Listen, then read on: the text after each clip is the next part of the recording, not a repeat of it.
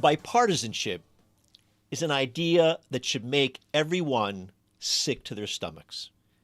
When someone is out to kill you, or your nation, or your community, making a deal for the sake of quote-unquote bipartisanship or its related political spineless cop-out compromise makes no sense when the end result is injustice and a worsening of our lives.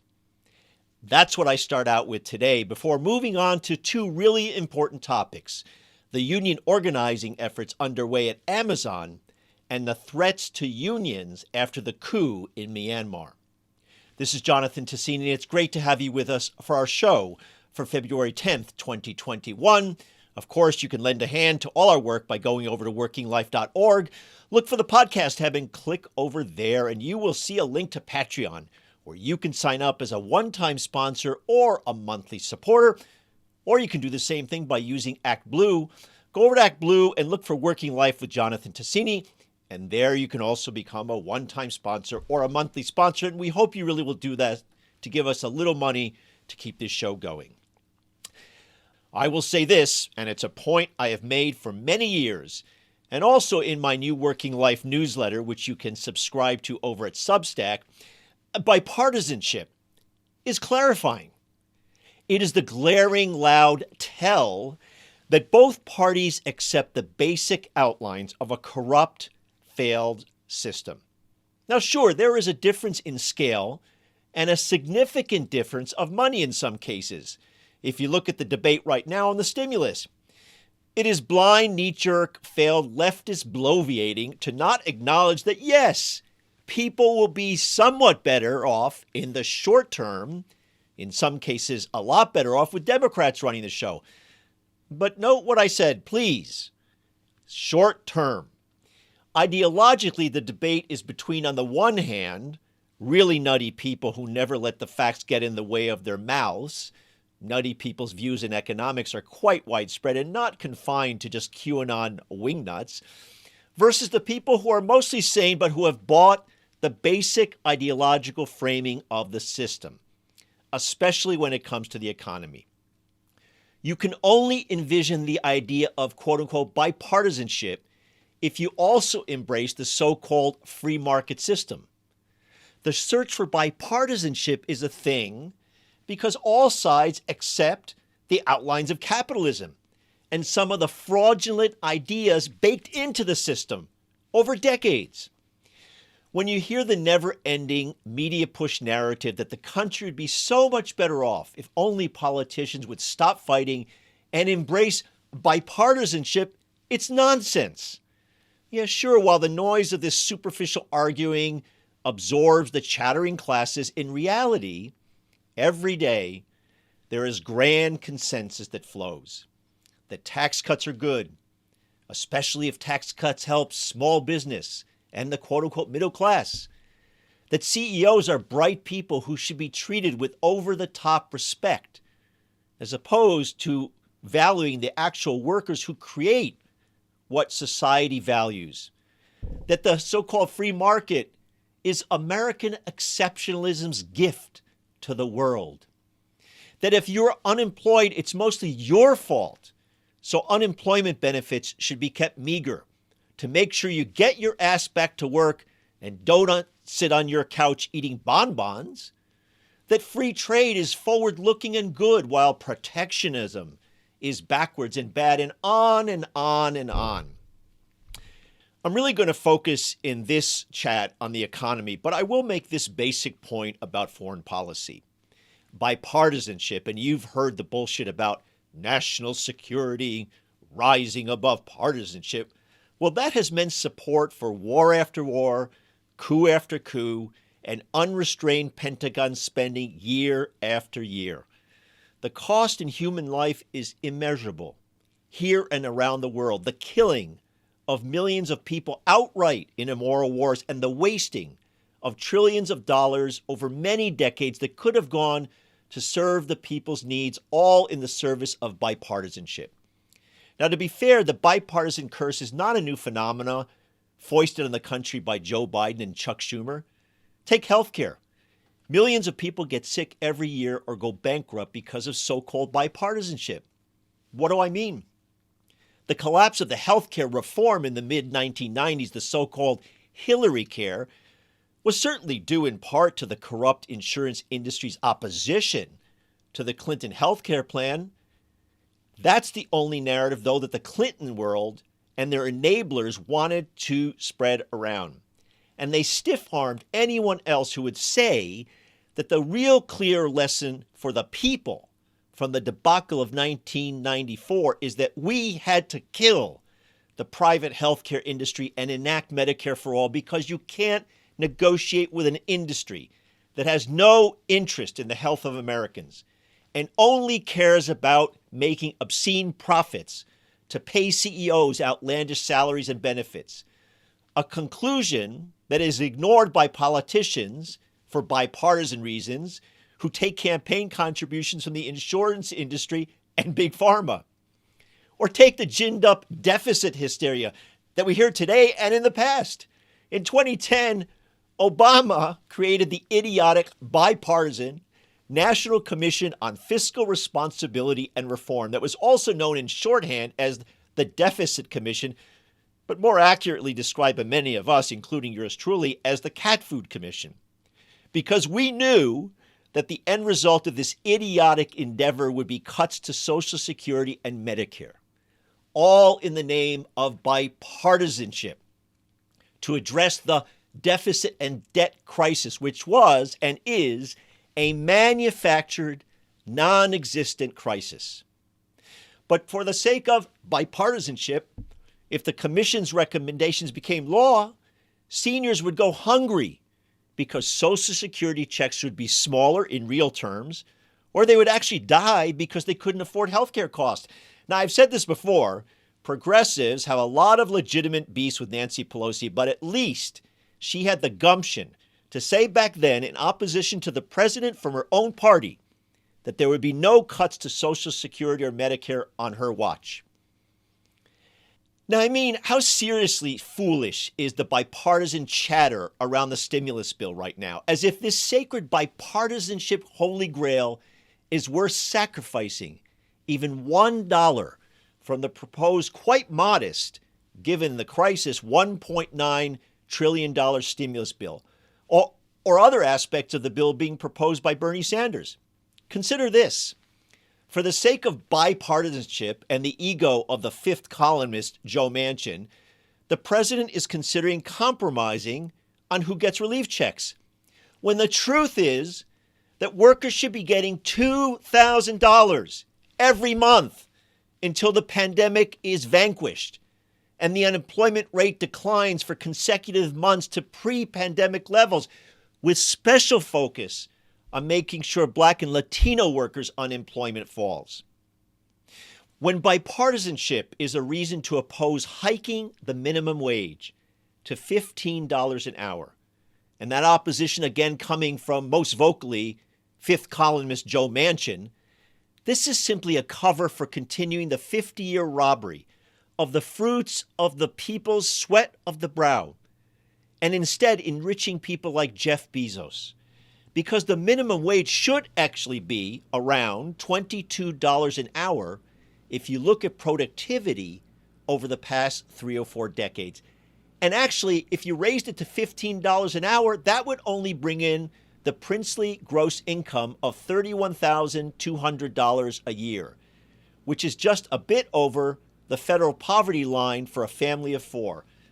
And let's face it, those poverty line levels understate what it actually costs in the real world to survive. As long as bipartisanship lives, we will never fix this country, because bipartisanship is an acceptance of the free market system that got the people into the deep hole over many decades. But the sad reality today is crystal clear. Bipartisanship is a feature, not a bug, because it sustains those in power. But there are people ignoring this foolish bipartisan clusterfuck and actually doing real union organizing. Quick question. Who said just a day ago precisely this?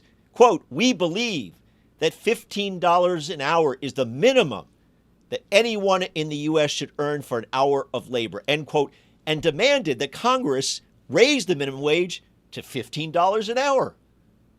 Now, if you said Bernie Sanders, wrong. Of course, he does believe this. It was, now wait for this, Amazon, which takes us to one of the most exciting, courageous efforts going on right now. Thousands of workers are trying to get a union at Amazon's huge warehouse in Bessemer, Alabama, and become members of the Retail, Wholesale, and Department Store Union, the RWDSU. It's amazing. Think about it. A win here, the first union at an Amazon warehouse, would be a huge beginning to unionize this gargantuan corporate thug. Not to mention a huge boost and message to everyone that organizing is possible. After all, Alabama is a so-called right-to-work state, or as I like to call it, a right-to-rob worker state, with just 8% of the workers in unions. So the ballots have just been mailed to workers. Let's get an update from our friend of the show, Dave Mertz, Vice President at the RWDSU.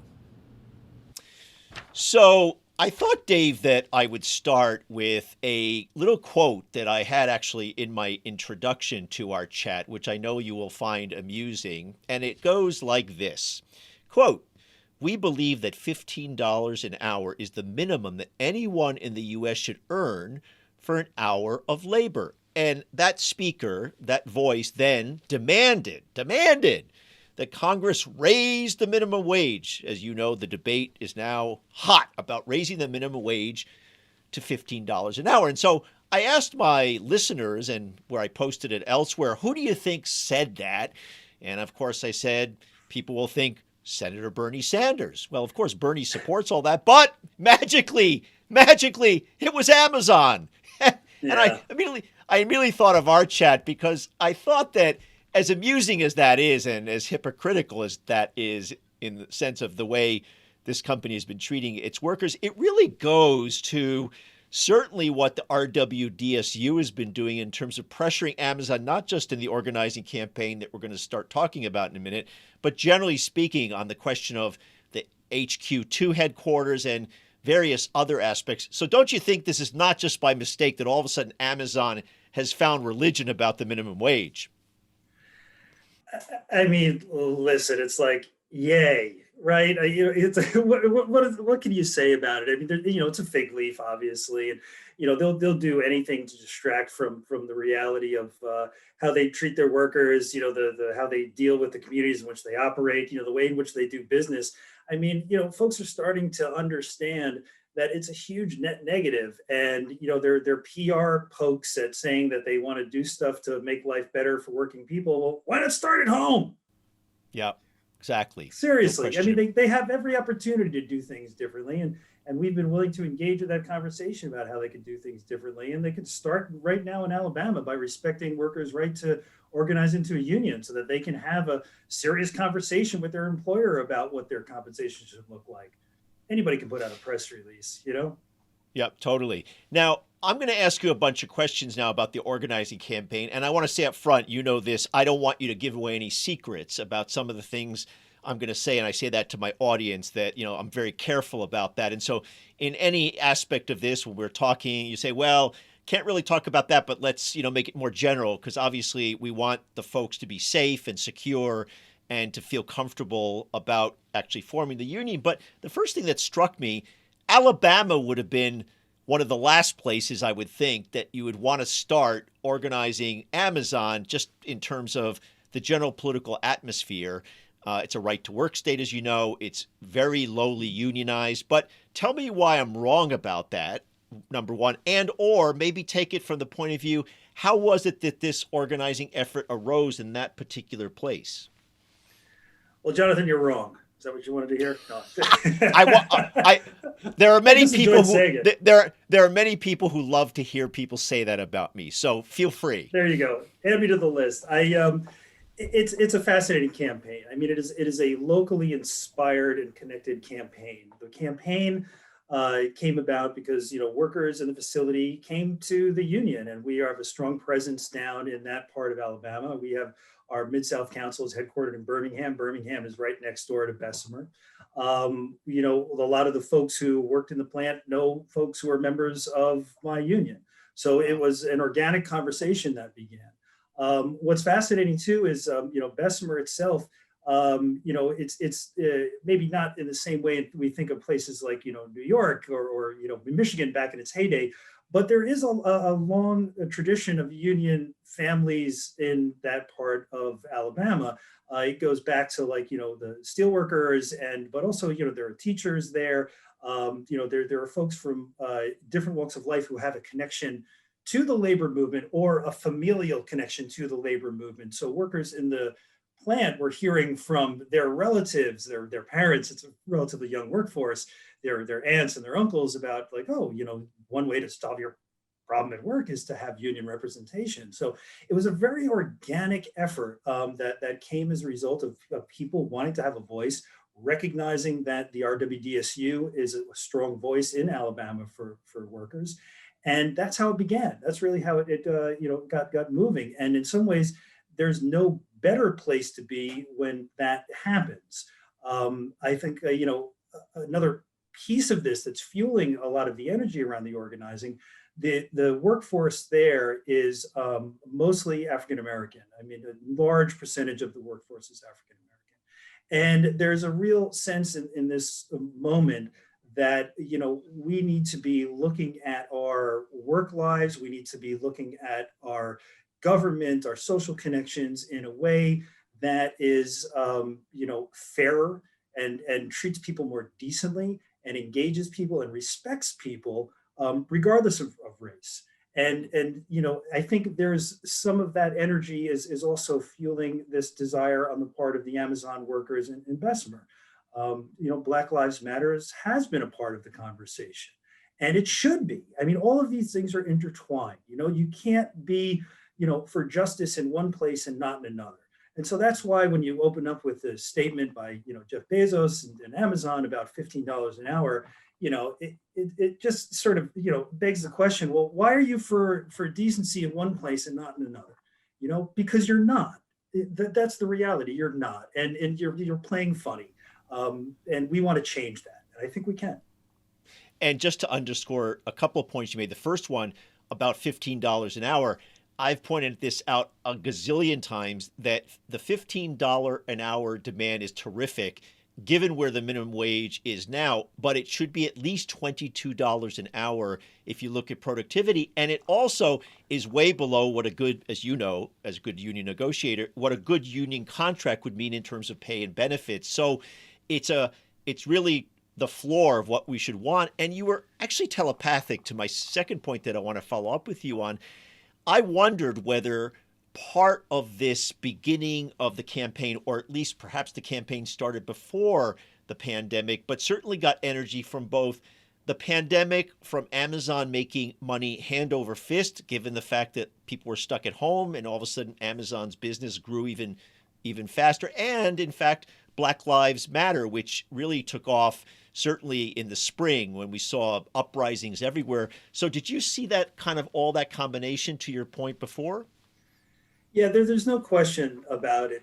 Certainly the pandemic has, shown a light on a lot of the problems within, Amazon's workplaces and throughout a lot of workplaces in this country, right? And the disparate treatment that people are subjected to as a result of it.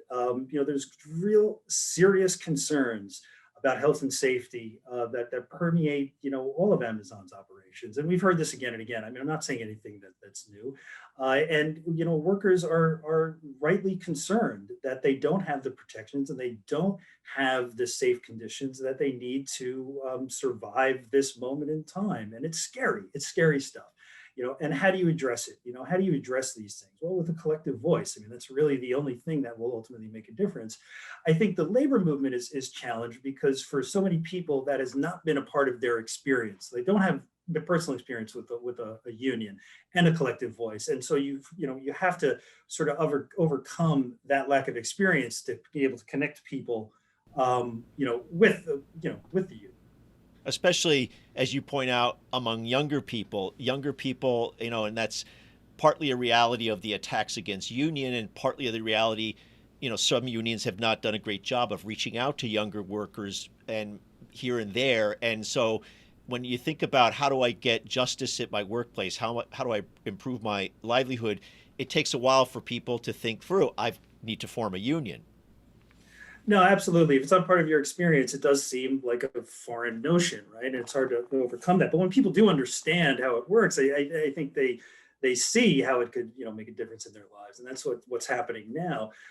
You mentioned too about, you have a company like Amazon, and and a man like Jeff Bezos, and the amount of wealth that they've accrued, throughout the pandemic has been astounding and frankly disturbing. And here we are talking about what, minimum wages should look like, right? What should be like, should it be $15 an hour? Should it be $22 an hour? Well, shouldn't we be talking about the imbalance of power at this point in time, right? I mean, it's like you can individually address workers' concerns, and you're never actually getting at the real problem. And the problem is an extraordinary imbalance of power between workers and their employers. And what's happening here in Bessemer is we're trying to change that balance of power so that workers have the ability then to actively engage in their conditions and pay with their employer, and not just have to have it dictated from above that it's like, well, this is all you get, and you should, thank us later because we're such good people that we did this for you. You're not doing anything for anyone. These are the folks, the workers are the ones who are making this company so much money, who have made Jeff Bezos the wealthiest man in the world, does that make any sense at all? Is there any fairness or decency in that at all? No, it's ridiculous. And so we feel that the moment is here to really change that, and to really have that conversation be about, what should we be aspiring to, not what we should be settling for. Yeah, it's totally disgusting the amount of wealth that he and all these billionaires have. And we could spend the entire show talking about the ways in which the free market capitalism in our society has allowed this, essentially this robbery from the sweat of workers and all the energy that folks have put in. And actually it's a whole nother conversation. It really speaks to the rise of Donald Trump if you look at it, because for all these years, for decades, all we've heard, especially through the media, is how great these CEOs are. They're these golden boys, mostly men. And to date, Bezos has been untouched mostly. And I'm saying really up until a few years ago. And the RWDSU and some other folks have been really great at outlining and raising the point that his greed and his wealth is not only amoral, it comes at a cost to many workers. And I thought you made a really great point that I want to underscore for my audience. It's not just about wages, although that's important. It is about dignity and respect. And I don't care how much you get paid. If you get hurt in an Amazon warehouse, which happens a lot, as you quite well know, or you die, I don't care what you get paid. That ain't worth it. Yeah, it's about everything, right? It really is. It's not just about, making money. It's about how you're treated. It's about whether you're safe when you go to work. It's whether you're going to be able to go home at the end of the day, right? I mean, these are vitally important questions. It's how you're treated by your supervisors. It's how you are, whether or not you have adequate time for the bathroom. I mean, it's some basic human dignity questions that don't get addressed because of that imbalance of power. And that vast wealth is being used now to try to crush workers in Alabama. So the folks in the facility are being bombarded day in and day out by an anti-union message. This is a highly professionalized anti-union message that Amazon has bought and paid for, that workers are subjected to every single day at work.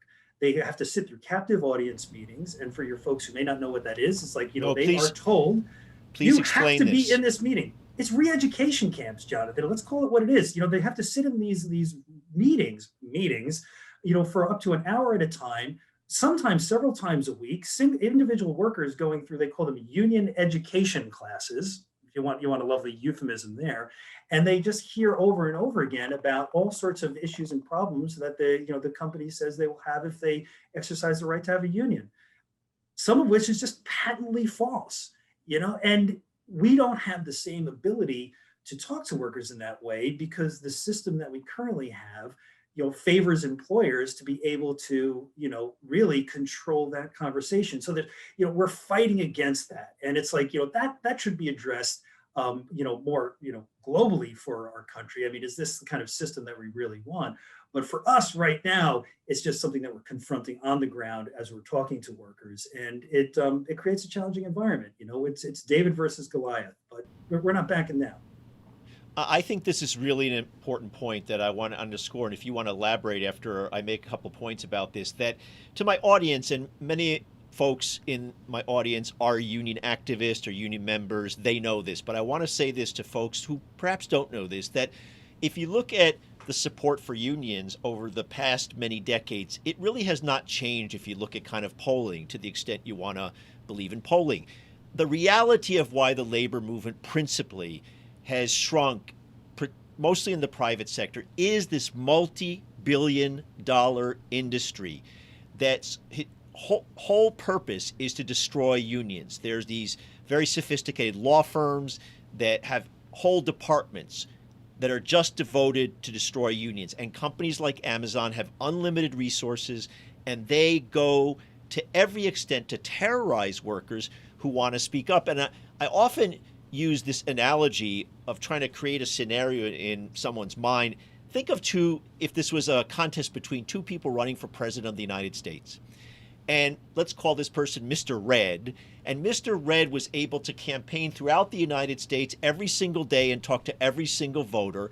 And Mr. Blue, who was running against Mr. Red, could only talk to voters by standing on the other side of the border, say in Mexico, or floating on a boat in the ocean, meaning Mr. Red had complete access to every single voter, could shake his or her hand, have captive meetings in the way you described it. Mr. Blue had to kind of shout from the outside.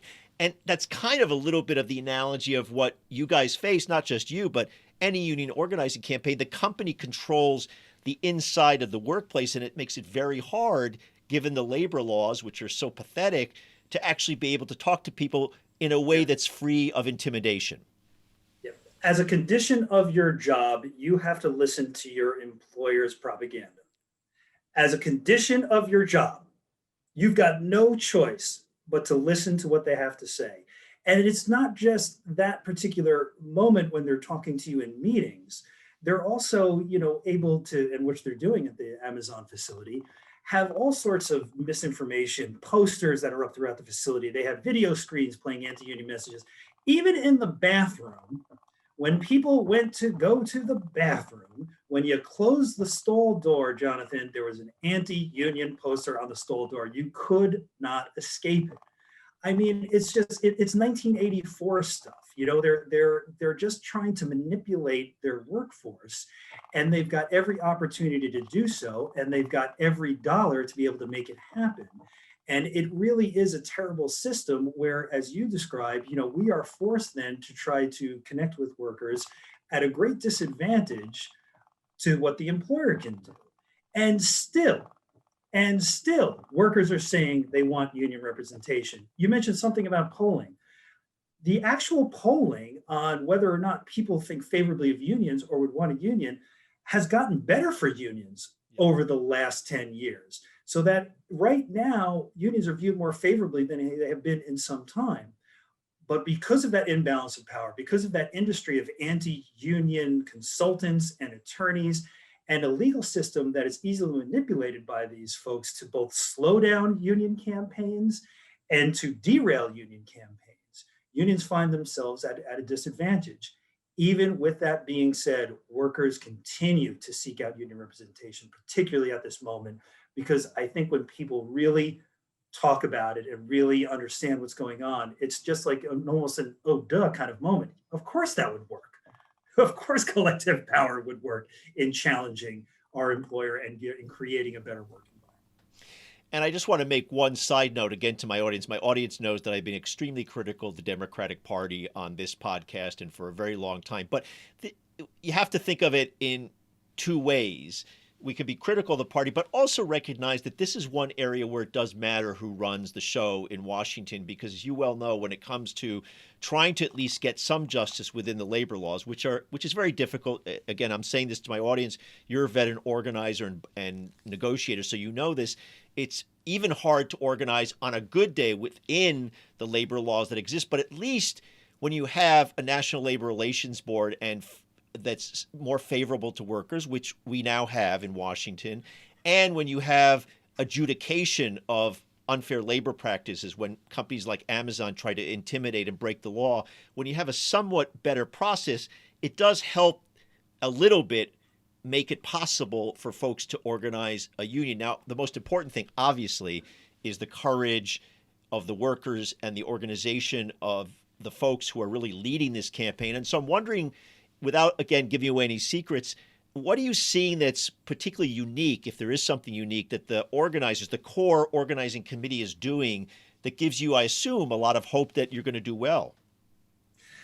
Yeah, I think the energy alone on the ground, is inspiring. And that, even despite the odds against workers and the constant, messaging from their employer, we still have a tremendous amount of support, and workers are standing up and they're speaking out and then saying, they want to have union representation. That alone, Jonathan, is inspiring.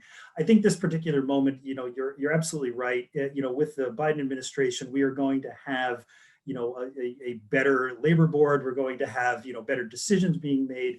But even within the context of better, it's still really not good enough, because our laws allow things to take place that they should not allow.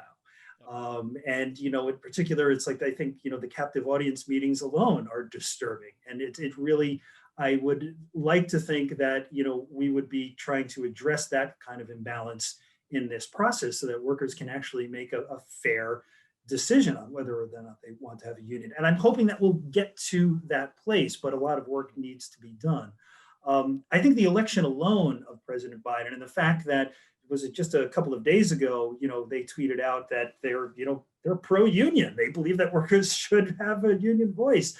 We've got letters of support that have been signed by, a dozen senators and countless Congress people, saying that, the Alabama Amazon workers, should vote for a union. I mean, it's a really important moment where, you're seeing a bit of a change culturally in how we're embracing the labor movement. And I understand, some of the critiques that have been leveled against the Democratic Party, in particular, for how they've dealt with the labor movement over the years. Sometimes they haven't fully embraced the labor movement or done as much as they could have done to, make organizing easier. I'm hoping, and I think we are in a different moment where there's an understanding that this imbalance has to be addressed.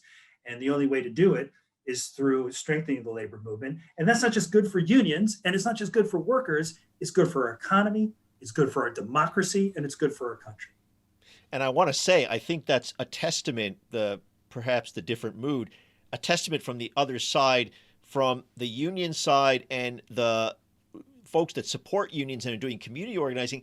The Democratic Party, is changing because of the pressure they're feeling from the grassroots, from people going out, Black Lives Matter, from the uprisings that are happening everywhere. Because let's face it, the Democratic Party is still, in my view, in the hold of corporate interest too much, and still too much supports the free market and capitalism and all that stuff. But what's really happening is they're realizing, from a political standpoint, for the party to be successful, they have to be out there supporting unions and supporting these kind of organizing campaigns. So it's always hard to know what the outcome is going to be. The ballots just went out. People are going to get them. How are you feeling, without predicting? We're not going to put a bet here in Vegas, but how are you feeling generally? I think after the Super Bowl, I learned not to be putting bets on anything right about now, Jonathan. So we learned a valuable lesson there. Well, I don't watch the Super Bowl, so there would have been a better lesson for you. But I do buy lottery tickets, so there's my weakness. Go ahead. There you go.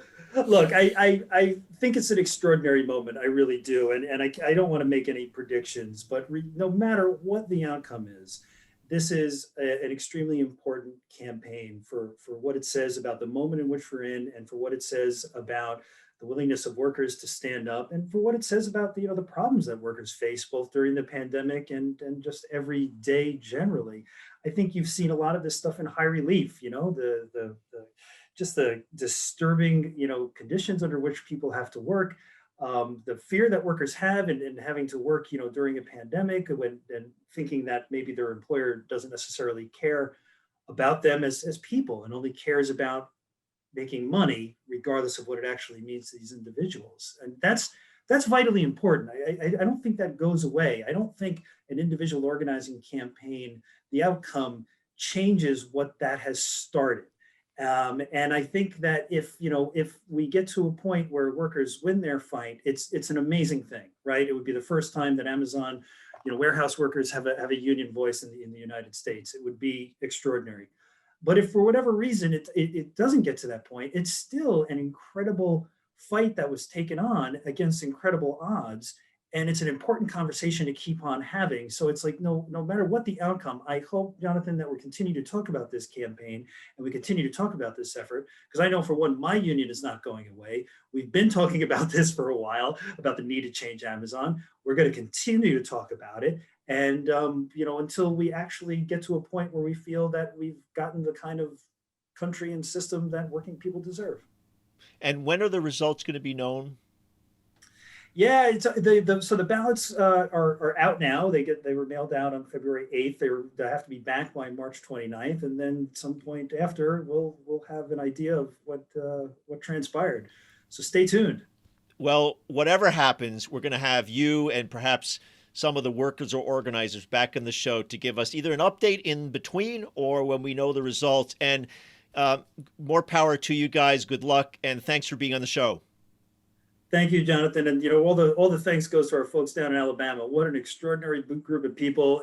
They've got heart, they've got smart, they've got it all, and they're making it happen. So we're just happy to be able to do whatever we can to support what they're doing.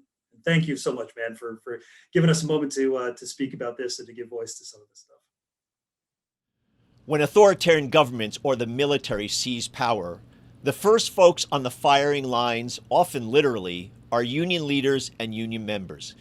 Because unions are about democracy, the best unions are, and standing up to economic and political power. Since the coup in Myanmar on February 1st, the trade union movement there is taking a leading role in protest and strike actions against the military and is calling for international solidarity action. And there is a global solidarity day coming up on Thursday, February 11th. So to give everyone an update and what we can all do to support our sisters and brothers in Myanmar, it's good to have back on the show Brian Finnegan, the Global Worker Rights Coordinator at the International Department of the AFL-CIO. And so, Brian, since the military coup on February 1st, as you well know, the trade union movement in Myanmar has been leading the protests against the coup. And before we dig a little bit into that and also the call for a day of solidarity with the trade union movement in the country, I want to make a broader point, which is this quite reminds me of the time that I went to El Salvador some years ago as part of a labor rights delegation. And at the time, as you well know, El Salvador was being ruled by a military junta under the support of the United States. The United States armed the junta, supported it. And the folks that were being attacked were, in fact, a lot of trade union folks, workers and trade union organizations, the good democratic ones. And so let's make a general point that this is not the first time, right, that in the world, in your experience as a global labor rights leader, it's not the first time that when a military coup happens or an authoritarian government takes over, that some of the first people they target are union leaders. Well, clearly, I mean, a lot of my experience, you talk about El Salvador, but I've lived and worked in South America, in the Southern Cone, Brazil, Uruguay, and Chile. And clearly in those places, they all had similar things a little bit before Central America. But this situation is different from Central America in one really important way. The military has been running the country for most of the last 70 years. And the last 10 years have been a healthy departure, a movement toward democracy. But the military never let go of the levers of not just political power, but also of a lot of economic power. And they have a business empire, and this is a big difference. I don't think in El Salvador you could point to that sort of real serious resources and connections with companies, U.S. and other countries. So I think that's a big difference, and that's one of the things that there's consensus about, focusing on the economic assets and connections of these military-run companies. I want to make one point, though. The reason that unions are targeted, and totally understand the distinction you're making, but generally speaking, it's a fair point to make that unions are targeted when you have authoritarian regimes, and maybe not just when you have a military coup, but authoritarian regimes generally, because they are a threat to that kind of control, because in the best of circumstances, these unions represent democracy and democratic power by workers. They're on the front lines. The unions are on the front lines of trying to build a democracy in the country. And it's in workplaces and it's in collective bargaining, but it's also in, out in the streets and day to day, and just the idea that none of the people have a voice, it's collective and we vote on things. And again, that's the connection between unions fighting for workplace democracy and political democracy is clear. And in many places we see this, and we're seeing it in the last 10 days in Myanmar. So give my audience basically a little schematic of what the labor movement looks like in Myanmar. Who do they represent? How many workers roughly? Again, I know it's a general picture, but so people get kind of a feel for how important the union movement is. Well, you have to recall that for quite a few years, the country was isolated from trade and investment, Western investment anyway. And then when a lot of countries, starting after 2010, decided to figure out a way to go back there, there was a flooding in of investment from a lot of companies in garment and other sectors like that. But the country has huge assets in, natural resources and energy and mining. But I'd say that the manufacturing unions have been, in the last 10 years, growing and organizing and having collective bargaining agreements. And last year that the ILO conference occurred, one of the cases I worked on was the freedom of association rights in Myanmar and collective bargaining. And it's very difficult. It was very difficult way before last week. But these are people who've been organizing a lot. The previous generation were mostly leaders in exile and with close relationships at AFL-CIO with some of those. And they're an organization now. There's a couple of major national ones, one called the CTUM is our major partner there. And the other thing that's interesting is they have really changed insofar as what was mostly men, older men leading. There's a lot of younger women in these garment worker unions that are who's part of the leadership, and actually hope to have you speak in the next several days with one of those women. So it's incredibly young, and there's a lot of U.S. brands and European brands that produce there. So this is a country of 57 million or something like that, and it's not a small country. Yes, I remember, actually, to your point, sometimes if you looked at your garments, they were sourced in Myanmar. This was during the time of the military dictatorship, and I remember that very clearly. That was one of the countries that it was not a good feeling among other places in the world where slave labor is being used, to see that embedded in a piece of garment. So what is happening on the ground right now, as far as you can tell, in terms of what's happening with labor unions? Are leaders being arrested? Are union headquarters being shut down? Give us a flavor for what's really at play, to the extent you know that.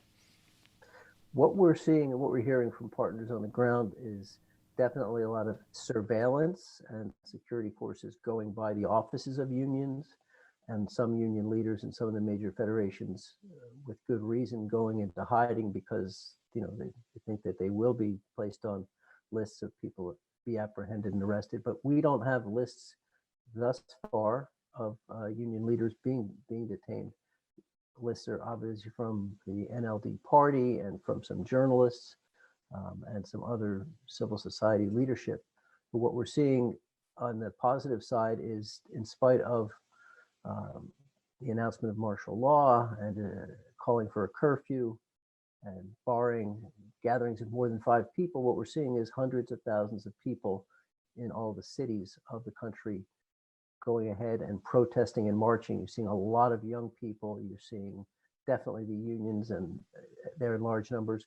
And there have been quite a few sort of what they're calling stay at home or a civil disobedience movement, they're calling it, but it's sort of a de facto general strike, starting with a lot of public sector and healthcare workers who've just stayed out of work to protest the coup. And that's sort of spreading and popping up in a sort of unpredictable way, but in large numbers. So the marches are going on, and at least since Saturday the 6th, it's been sustained. And again, in spite of the military's declarations, it's going on, and we expect it to continue going on. Unfortunately, you're also seeing some pro-military counter protests that we're concerned that could lead to they would foment violence. It's been a peaceful movement. You've seen a lot of people in the movement protesting who are using the Hunger Games, the three fingers signal of solidarity that's been in that region of the world used. So we're just seeing strong resistance. We're trying to support that, and that's why this Thursday, where the Myanmar embassy is, we will have a demonstration there with some Washington, D.C. based folks, and that's going to happen all over the world in different cities. And before we get to some of the details about the protest, which I really want to have my audience participate in as much as possible, I'm going to really focus on some more of that in a second. I want to perhaps underscore a point that may be obvious, that this kind of protest, this kind of uprising among the people, I wonder whether that's because the notion of democracy has really taken hold in the past, say, decade, since more of the, if you will, representative government was elected, especially under the leadership of the National League for Democracy, and that you might not have seen that, say, 20 or 25 years ago. And it is a result partly of the activism of union organizations and union leaders, because people now feel like it's part of the culture there, it's part of their mission, it's part of their duty to make sure that democracy remains a viable reality there. I think that's, for the most part, right on. The other thing, though, that you have to keep in mind is this is a country that has stood up before to try and take back democracy, or get democracy, and seen the military use force in some pretty shocking ways. So there's a younger generation that I think that they're aware of it, they've heard about it, but they're not standing down, they're standing up.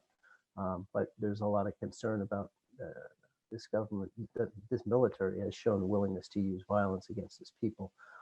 So we've seen the violence already as far as using water cannons and rubber bullets, and there were some rumors of the military firing guns into the air, as in, we're getting more and more close to using the kind of thing they've seen before.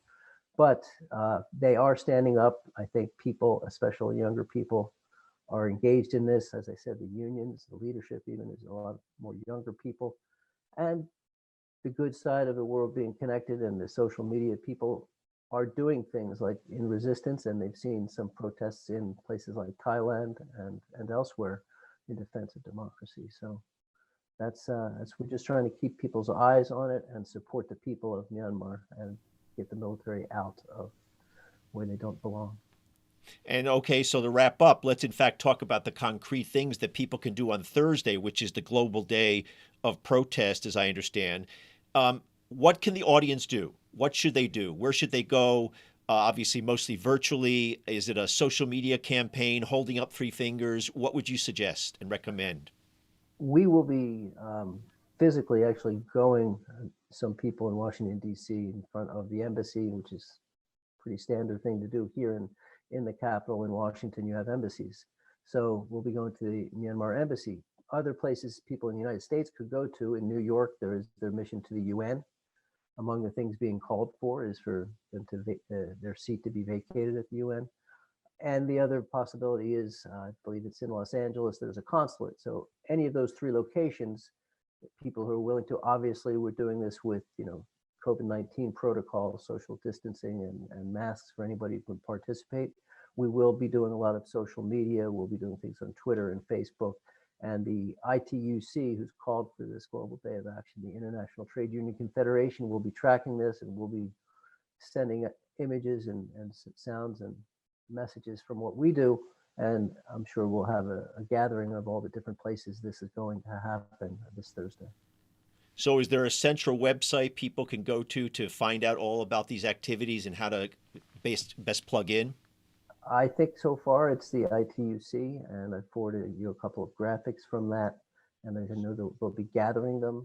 I don't have anything more central. I worked through the local labor council here to get it on the calendar of the labor council. So that, again, we're just in this location doing this here. ITUC would be doing this, and also something called the Council of Global Unions. So the unions from different sectors of the economy, they will be tracking this and encouraging participation.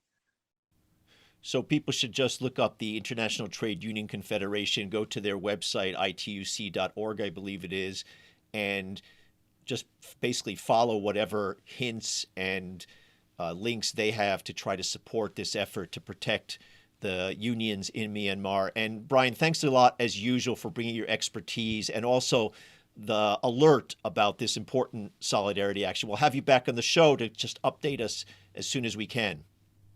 Thank you for making time for this important stuff. And I will send you one other link for this Council of Global Unions, another place they'll be encouraging this and tracking it.